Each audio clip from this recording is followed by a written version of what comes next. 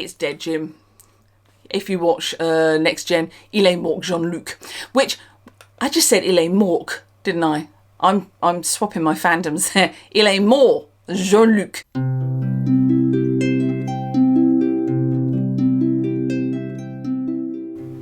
Hello, and welcome to Grumpy Old Crone with me, Annie, where I'm going to be whinging about things in the witchcraft and pagan communities for about the next half an hour, give or take. First thing I should say is, apologies to the fringe, I got overly enthusiastic and cut it because I was getting really fed up with it getting in my eyes. And now this has happened.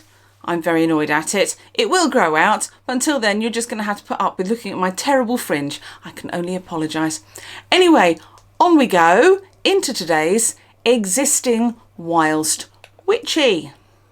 So I've spoken before about the rule of three, which I don't really believe in. I do absolutely think that the basic golden rule of, behave towards other people in the sort of way that you like them to behave towards you, I think is a great thing to aspire to in any life. But the concept that the universe somehow conspires to multiply and deliver to you anything that you put out into the universe, it's patently obviously not going to work, isn't it? Because, whilst individuals might say, my neighbour bumped their car and then got their car written off by a bus. I tend to think that looking at things like war atrocities, political lying and theft stuff, it just shows that, frankly, everybody understands that there is no real karmic payback in their life. Because if there was, they wouldn't do it, would they? But anyway, so I'm not, needless to say, a Hindu or a Buddhist, so I'm absolutely not going to claim that I know everything about the concept of karma, because I don't. But I kind of think that it refers to the repercussions of this life in the next life. Do please correct me if I'm wrong. My point is, anyway, I don't think that the concept of the Wiccan Reed's rule of three is correct in the way that most modern witches and pagans tend to regard it. I've got a whole video about this if you're interested. I'll leave a link in the show notes.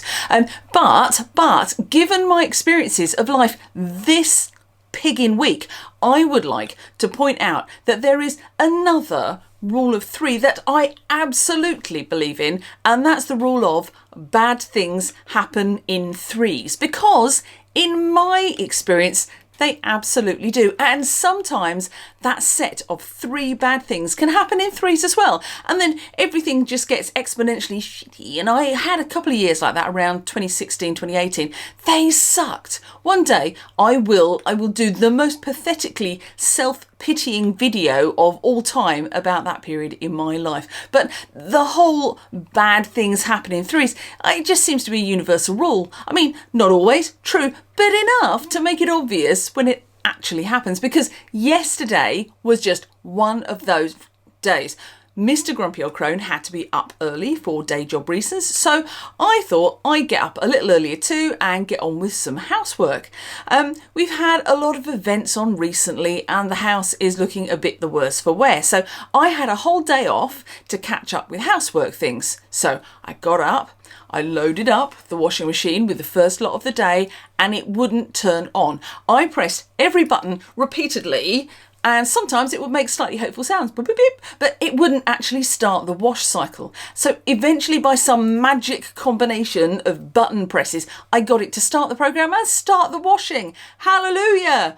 For just long enough to trap every pair of trousers and pants that we own inside. So for those who are not familiar with front-loading UK washing machines, I will just tell you that once the program starts, that's it. You can't open the machine again until the program ends, because it's full of water and it'll all flood out into your kitchen. And if the program won't start again, your clothes are now victims of the washing machine and cannot be released until the engineer visits. And my trousers were trapped, as were my knickers. Mr. Grumpy Old Crone started looking at buying more pants in desperation.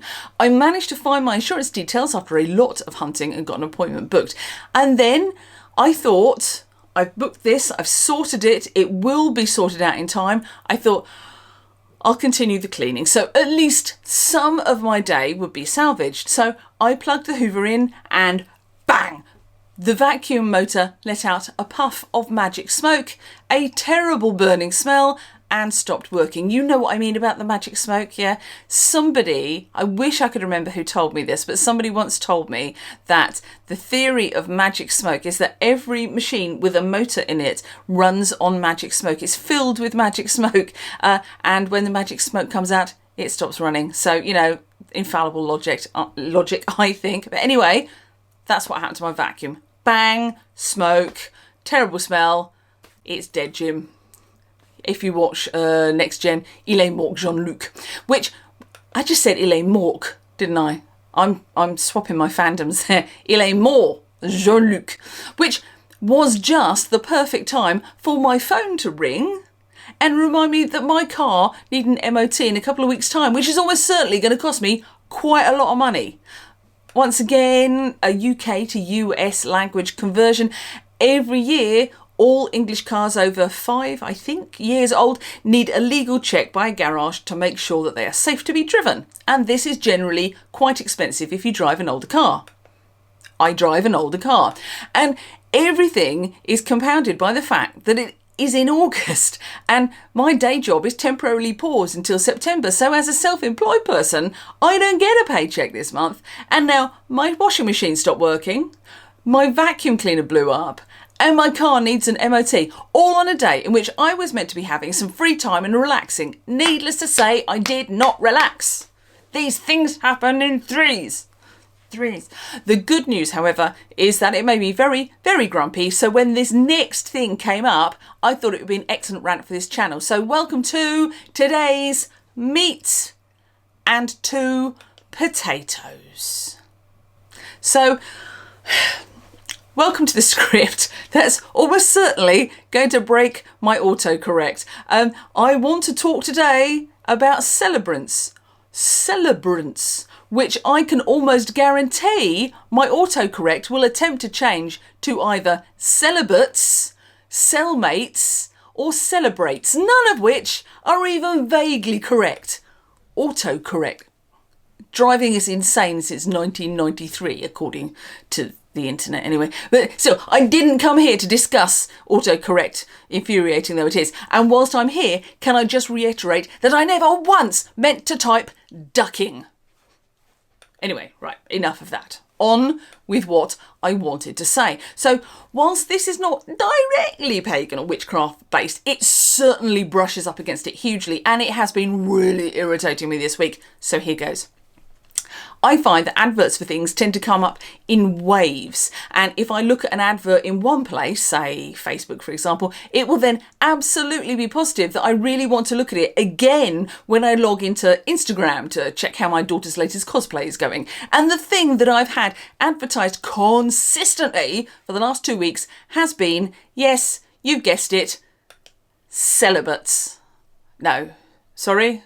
Was I correct? No, sorry, I meant celebrants. Celebrants. To be super specific, the Academy of Modern Celebrancy. It has been all over my social media feeds like black cat hair on a white jumper. To be fair, it's probably my fault because I have a bit of a thing about people who charge to be celebrants.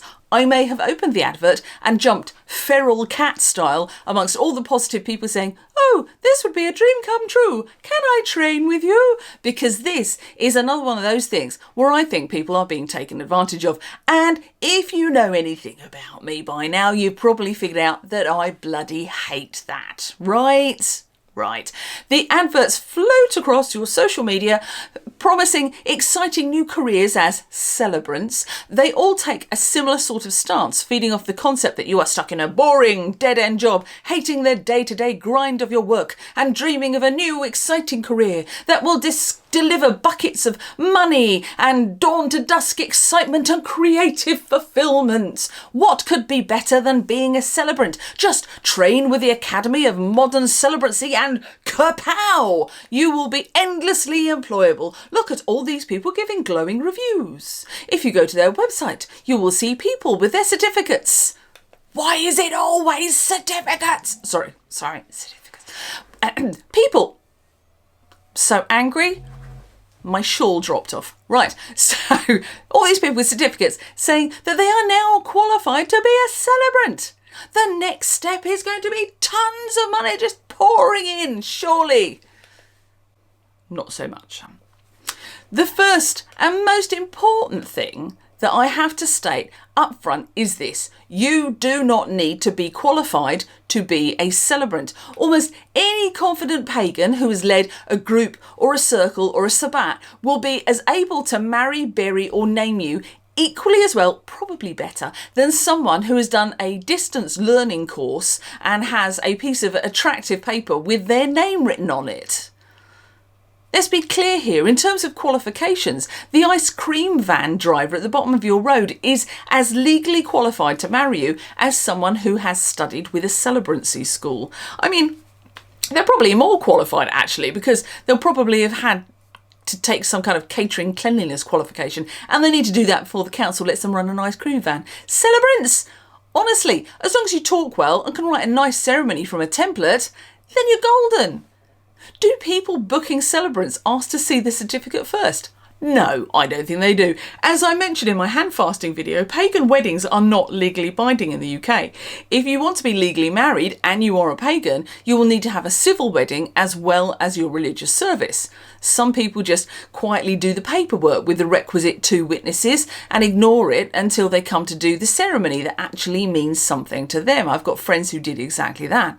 Other people choose to do 2 actual weddings, which is what we did, as some of our family were not entirely on board for handfasting and were more comfortable attending the sort of service that they understood. But at the heart of it, a civil wedding is just a standard set of words in front of a person who is legally registered to declare that you are married. It has as many or as few trappings as you want, but because none of the different varieties of paganism are seen as legally recognised religions in the UK, pagan ministers are not allowed to legally declare that you are married. I have opinions, you'll be unsurprised. And crucially, not only are pagan people not allowed to say that you're legally married, but neither are celebrants. They're not legally allowed to say it either. Okay, I don't have anything against celebrants per se. I'm sure that there are lots of really lovely ones. I've been to some celebrant-led weddings, which have been truly dreadful too. Celebrants who speak too quickly or quietly or just read the same set of words over and over for different couples with barely any changes to reflect the different people. Or, most dreadfully of all, are really, really dull. I'm personally of the opinion that if you're a celebrant, then you should be someone with a bit of pizzazz, someone who can work a crowd and make this day feel like a definite mark in the sand, no matter whether you're getting married or you're burying a family member or you're naming a child. Celebrants are hired for rites of passage and they need to understand that. If a celebrant isn't happy standing in the middle of a huge crowd and telling them a story, then I don't believe they have any part to play in your life ceremonies. I also feel quite strongly that if you're agreeing to marry someone in a particular tradition, then you should be part of that tradition yourself. You wouldn't expect a rabbi to marry you in a humanist service or an imam to take Holy Communion. Why then does everyone seem to think that they can carry out a pagan handfasting? A celebrant approached me when I started asking friends about wedding arrangements for ourselves, and they had no idea about paganism. They were not a pagan. They emphasised that they could write anything we wanted and that weddings were about the couple, not the religion of the celebrant. But doesn't that just reduce a wedding or a handfasting ceremony to an act of make pretend? How can you call up the ancestors and draw a protective circle and dedicate the cakes and ale if you believe in none of it? By being all things to all people, you inevitably reduce yourself to being nothing of any substance to anyone. Needless to say, I did not hire them. Instead, our dear friends from the US, people who I am not actually related to, but do actually refer to as my adopted mom and pop, flew over and they handfasted us. They are the priest and priestess of their own coven and have been for very many years. The god and the goddess spoke through them, and the ceremony was all the deeper for their faith and dedication to the old ways. Someone who had met us once and was reading a standard script with no idea of who we were or how we came to be at this place could not hold a candle to the depth of emotion our handfasting held for us and our guests. But to stop digressing into the land of my happy handfasting memories, let's get back to the Academy of Modern Celebrancy, or the Modern Celebrants Academy, or whatever the blue blazes it's called. And there are several of them, all with disturbingly similar names, I might say. I will say at this point, I did start thinking about that bit at the beginning of Monty Python and the Life of Brian, where it's all about the People Liberation Front of Judea, or the Judeans People's Liberation Front. Yeah, you know the bit I mean. Yeah. It made me think of that. Okay. But anyway, let's assume at this point that I've beaten this dead horse enough, and you understand that a celebrant is not qualified to legally marry you, or anything legal at all, actually. And you understand that in order to have a lovely and meaningful celebration, all you need is someone willing to talk well and who can write a ceremony. And let's look at what the Academy of Modern Celebrancy actually does offer, and the expectations of someone paying through the nose for this qualification. They state that the curriculum for their wedding celebrant course covers the following: wedding ceremony script writing, ceremony officiation skills, working with couples, celebrancy role, history and legal aspects, symbolic rituals and diversity, modern trends in celebrancy, ceremony setup procedures, post-ceremony protocols, inclusivity in ceremony. Oh, it's all very important, I'm sure. But as the details of these include such vital things as, and I shit you not, how to stand and creating an inviting ceremony space, I seriously query whether a computer course can help with this sort of stuff. And at the end of the day, how do you practice? If you decide to take this course and train as, say, a funeral celebrant, what is your first funeral going to feel like? Having that huge weight of grief and expectation on your shoulders as someone who has only undertaken an online course. You get 6 workbooks to fill in and 24 short videos, or at least that's what it says on the curriculum page. On the enrolment page, it states that for a one-off payment of just under £3,000, you get 80 videos. Imagine that! I did the maths. They're charging £37.46, or $50 if you're in the US, per video. Can you imagine what a video that costs over 37 quid would have in it, let alone 80 of them? Amazing. You'll be 100% ready to clean up in the celebrant business, won't you? Which brings me onto the final problem with this whole thing: employability. The Academy of whatever and stuff is big on upselling a change of career to being to a celebrant as being a dream job. And I quote, looking for a job that doesn't feel like a job and where every day is filled with joy?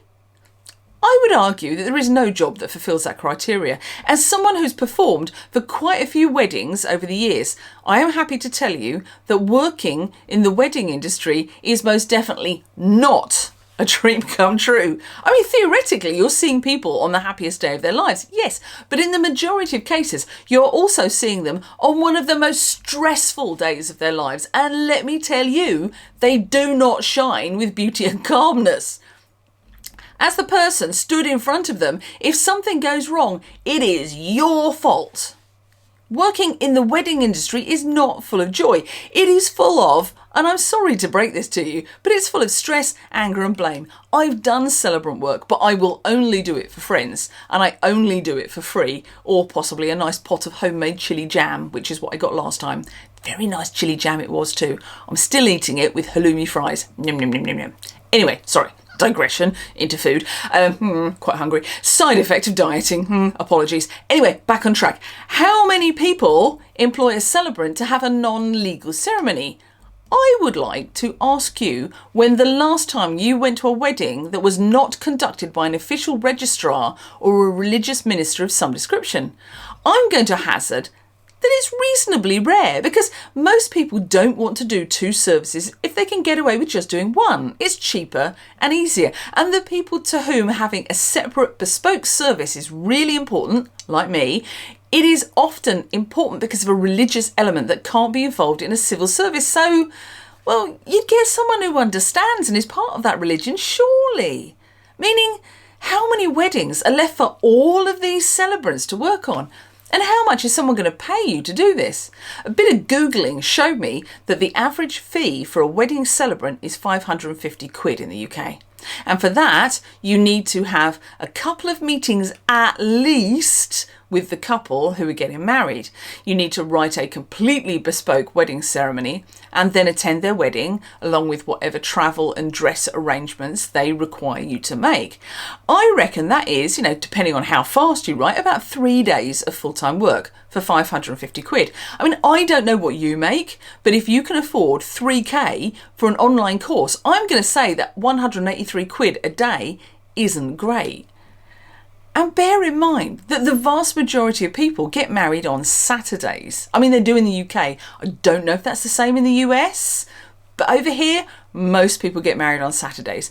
There are only 52-ish, let's not get pedantic here, Saturdays in any one year. That limits down what you can commit to. And the odds of you booking every single Saturday in the entire year are pretty low, I think. Most people choose to get married not only on a Saturday, but also on a Saturday between May and September. Not everyone, of course, but a lot. This will limit you down again. And why not have a brief Google and figure out how many people are already working as celebrants in your area? My bets are on the answer being, quite a few now that I'm looking. What's going to mark you out as any different from the people who are already out there? Also, you will need to have a marketing budget, attend wedding fairs, get professional photographs, business cards, etc. There's a cost to all of that. I've done wedding fairs when I was playing the harp more than I do now. They aren't cheap. I did go looking for an answer about how much money the average celebrant can make, and surprise, surprise, the answers all quoted 30k upwards, assuming that you book every single weekend in a year. But I found this, here's the key, on the website for the International College of Professional Celebrants websites. And that this was the place that recommended that they could help you to get repeat bookings with clients. Repeat bookings with clients. I'm going to say that loud for the people at the back. Repeat bookings. It's a wedding. How often do they expect people to get married? And why would you use the same celebrant for a wedding after one marriage had failed?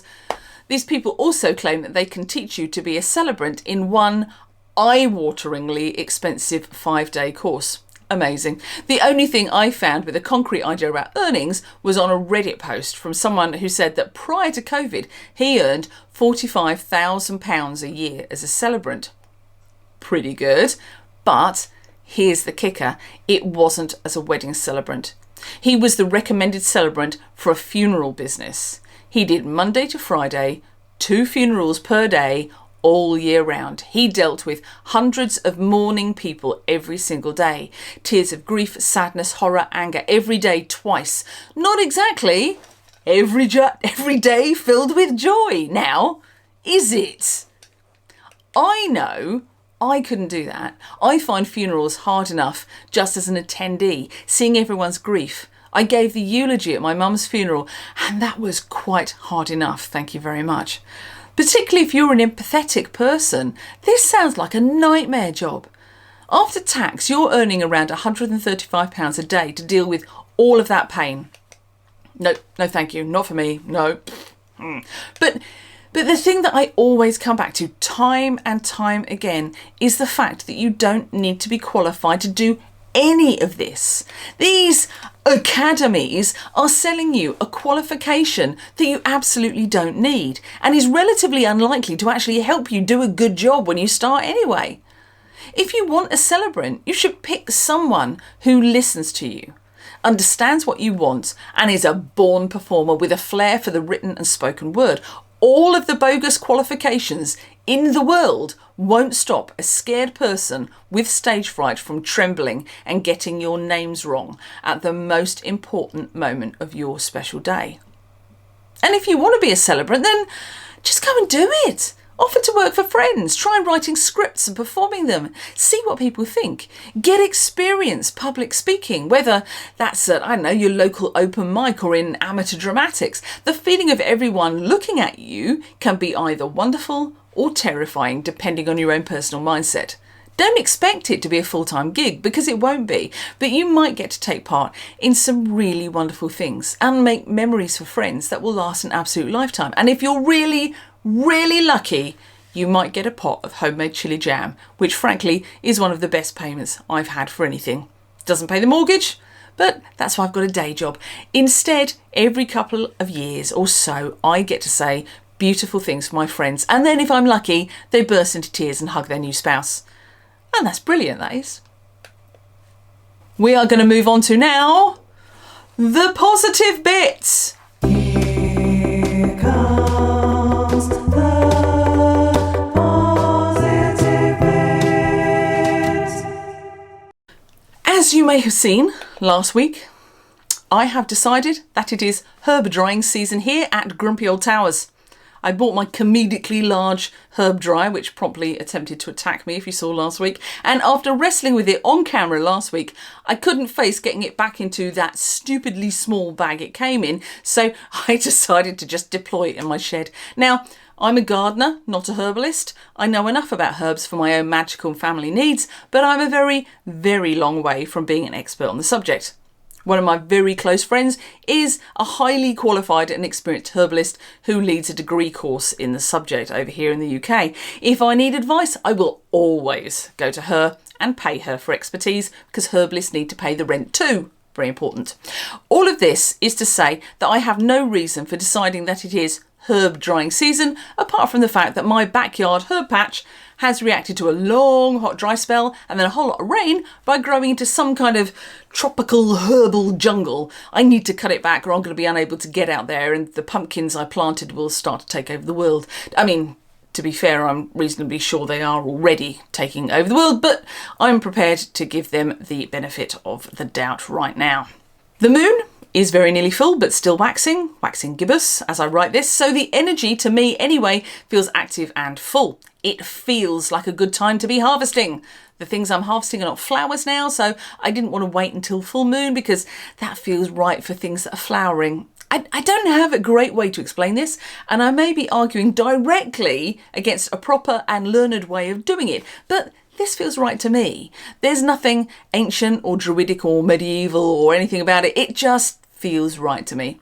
The main thing I want to harvest and dry right now is mugwort. I want to work with it as a tea and as a spell ingredient, as well as in protective smoking bundles, i.e. not white sage, because white sage doesn't grow here, and I don't actually think the land spirits here react particularly well to it because of that. So mugwort is my chosen kind of like smoking protective herb of choice.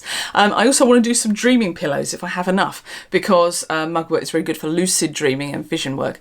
So my own mugwort is something that I have been wanting to work with for ages, but getting it to grow in my garden has been so difficult. It's ironic because generally it grows as a weed in abandoned or forgotten places, but would it grow in my lovingly tended garden? No, it bloody well would not. I could get it to germinate from bought seed, but then it really, really wanted to just fall over, wither and die. But this year has been the year that I've managed to get it to actually grow, and grow well at that. It was taking over my herb patch a bit, so I've cut it back and put it into the herb dryer, and hopefully in a couple of weeks or so it will be ready to pack away into jars in my still room. Now, I've always wanted a still room, and whilst the room I have is not perfect, it's the closest I've ever had, and it makes my heart sing a little bit. Like most witches, and I'm guessing more than a few of you out there who watched Practical Magic, I always wanted that conservatory.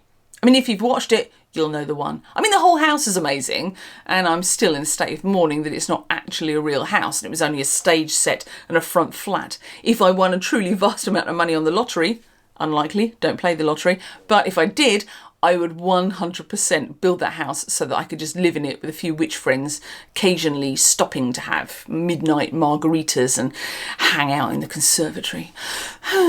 But still, houses in England aren't built on that sort of scale, and even when they are, well, they're not affordable by people like me. So the idea of having a bright, sunlit, witch-centric and herbal workspace has always been just a little bit out of reach to me, until Mr. Grumpy Old Crone and I moved into this little Victorian terrace house.